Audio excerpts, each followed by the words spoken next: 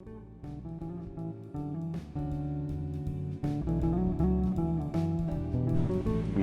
purchased it in 2015. We walked in and saw the bar, and it was just a classic. And it had been the Cozy Tavern for 80 years prior, and it was just a beautiful artifact. There were a lot of restaurants / taverns along this strip, and I think it was kind of known for that. And, I would love to see it return to a well-traveled strip for a night out on the town. I love it when people ride their bikes. It's a great biking town. Mind the trains, they will let you know they are coming through. It's kind of remained the same. People fly up and down the street. I welcome a bike lane. I love the idea of a bike lane. Like a bike lane on Foxhall, I feel like is kind of a thing.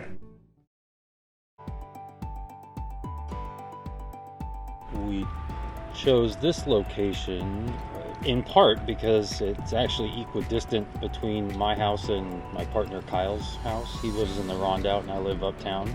I feel like we've always had a good amount of customers coming in from the immediate neighborhood, and then a lot of out-of-town customers. People arrive on bicycles and in bike gear. I ride my bike to work most days. My daughter, my wife, and I, the three of us, rode here Sunday morning actually, and we ride around town together often. The number one fear I hear from just about every single customer is that their biggest reason for staying off of a bike is because they don't want to ride in traffic. Revolution Bicycles, we're on the intersection of Foxhall Avenue and Hasbrook Avenue in Midtown Kingston.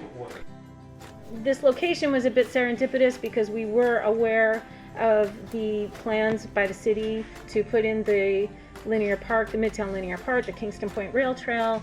Also, there were proposals for bike lanes connecting everything, and I discovered this location was right smack in the middle of all of that, and I said, that's the ticket.